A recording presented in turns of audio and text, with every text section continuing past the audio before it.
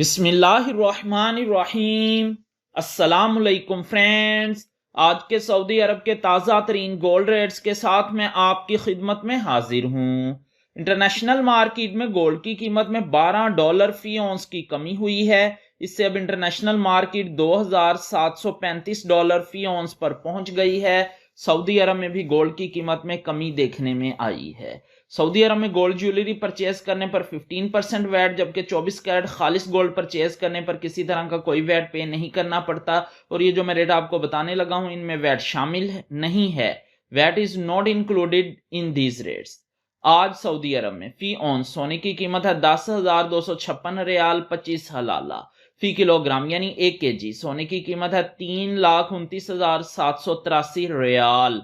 18 carat gold की फी ग्राम कीमत है 247 रियाल 34 हलाला। 18 कैरेट गोल्ड की फी 10 ग्राम कीमत है 2,473 रियाल 37 हलाला।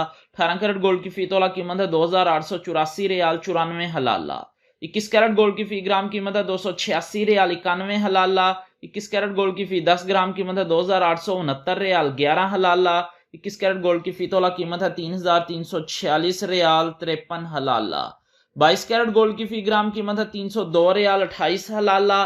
22 कैरेट गोल्ड की फी 10 ग्राम कीमत है 3,022 रियाल 79 हलाला।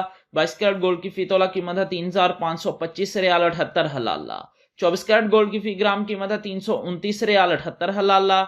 24 कैरेट गोल्ड की फी 10 ग्राम कीमत है 3,297 रियाल 83 हलाला।